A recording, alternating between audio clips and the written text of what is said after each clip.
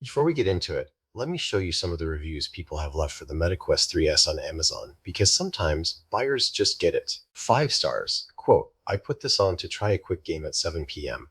My family reported me missing. It was 2 a.m. I had been fishing in a virtual lake. Okay. 5 stars. Quote, my kids won't stop asking to use it, which tells me it's either amazing or I need to start hiding it better. Probably both. Valid. 1 stars. Quote, 1 star. I bought this to escape reality. Reality found me anyway. My wife just walked into my virtual living room and asked me to take out the trash. Fair enough. 5 stars. Quote, I've had this for 3 weeks and I'm not sure I live here anymore. I live there now. 2 stars. Quote, 2 stars. I walked into my actual wall trying to avoid a virtual wall. Both walls won. Noted. 5 stars. Quote, my therapist asked if I've been practicing mindfulness. I said yes. I did not mention it was in a VR hot air balloon over fake Paris. Respect. Alright, let's actually get into the MetaQuest 3S review. Here's something nobody told you about the MetaQuest 3S. It's actually the headset most people should buy instead of the Quest 3, and Meta knows it, so why aren't they shouting that from the rooftops? That's exactly what we're digging into today. Short version for the busy people. The MetaQuest 3S is a genuinely excellent standalone VR headset that delivers the same powerful Snapdragon XR2 Gen 2 chip as its more expensive sibling, the Quest 3, at a significantly lower price point. You do give up some things, the lens design being the biggest one, but for most people jumping into VR for the first time, or even upgrading from an older Quest, this thing absolutely delivers. It's the sweet spot in Meta's lineup right now. Okay, stick around because the details are where it gets interesting. Cracking open the box, the first thing you notice is how clean and minimal Meta has kept the packaging. Inside you get the headset itself, 2 Touch Plus controllers, a charging cable, a power adapter, and a quick start guide that you'll probably ignore because honestly the setup walks you through everything on screen anyway. The headset feels solid in hand. It's not going to win any awards for looking futuristic, but it doesn't feel cheap either. The soft touch exterior gives it a matte finish that resists fingerprints pretty well. The controllers are the same Touch Plus design from the Quest 3, meaning no finger tracking rings, which keeps them slim and comfortable. The head strap is the basic elastic style, which is functional but worth upgrading if you plan on long sessions. Your neck will thank you later. Overall, first impressions are positive. It feels like a product that knows what it is and doesn't try too hard to impress you in the box. The real show starts when you put it on. Let's talk about what actually matters under the hood. First, the processor. This runs the Snapdragon XR2 Gen 2, which is the same chip powering the more expensive Quest 3.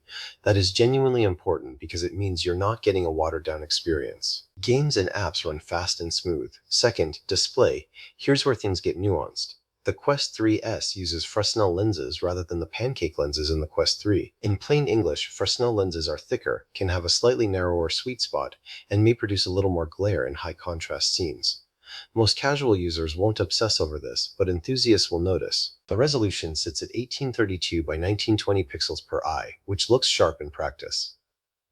Third, memory. You get 8 gigabytes of RAM, which keeps multitasking and app loading snappy. Storage comes in 128GB and 256GB options, so choose accordingly based on how many games you plan to hoard. Fourth, battery life lands around 2 to 2.5 hours of active use, which is pretty standard for standalone VR headsets at this level. Fifth, mixed reality. The color pass-through cameras let you blend virtual content with your real environment, which unlocks a whole category of mixed reality apps and games that are genuinely impressive and fun. This feature alone makes it feel modern and future-proof compared to older Quest models. Day to day, the Quest 3S is a genuinely smooth and reliable experience. Booting up is quick, the interface is snappy, and games load without the kind of painful waiting that used to plague standalone headsets.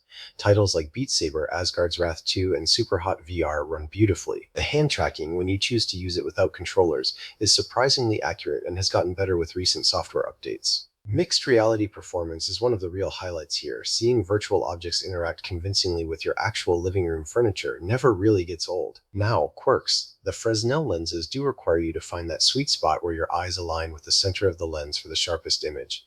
If you move the headset slightly off-center, clarity drops noticeably. It's not a deal breaker, but it does ask a little more of you physically than pancake lenses would.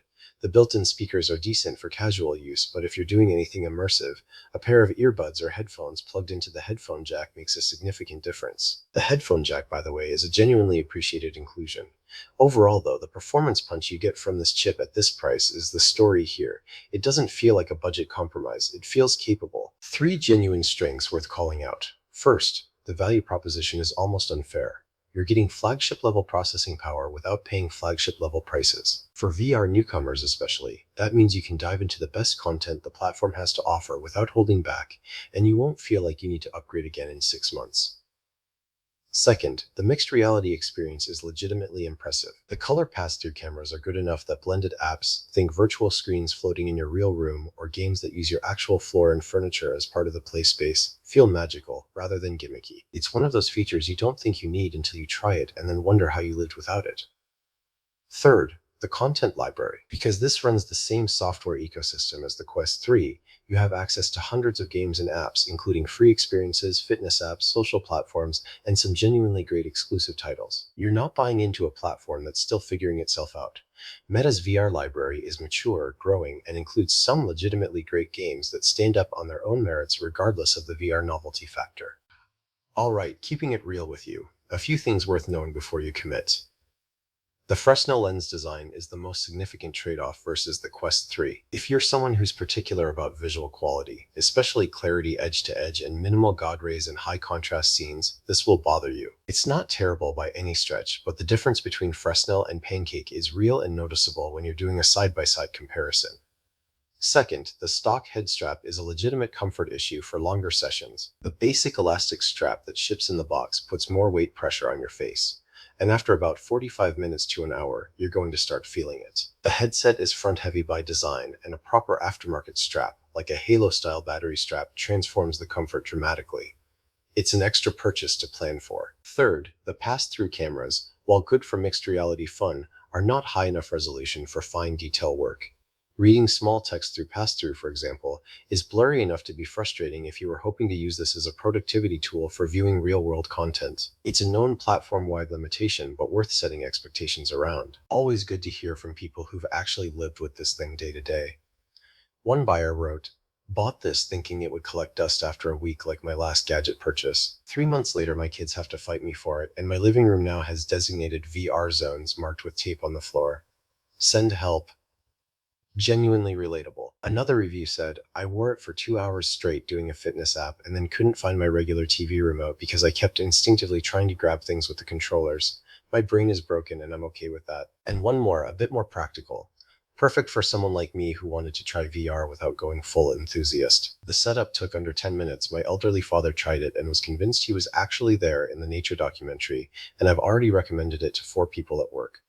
Only wish the battery lasted longer, always happens right when things get good. That last point echoes what most long-term users say. The experience is great, you just always want more time in it. So here's where we land. Buy it if you're new to VR and want the best standalone entry point without overspending, if you're upgrading from a Quest 2 and want a real performance jump, or if mixed reality experiences genuinely excite you. Skip it if you're a visual quality purist who will lose sleep over Fresnel versus Pancake lenses. In that case, stretch your budget to the Quest 3.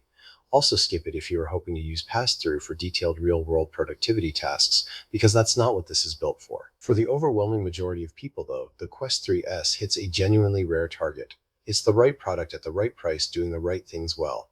Solid recommendation. Drop a comment below. Are you going Quest 3S, holding out for the Quest 3, or sitting VR out entirely? I want to know where you land. If this review saved you some research time, hit like, it genuinely helps, and subscribe if you want honest, no fluff reviews every single week. See you in the next one.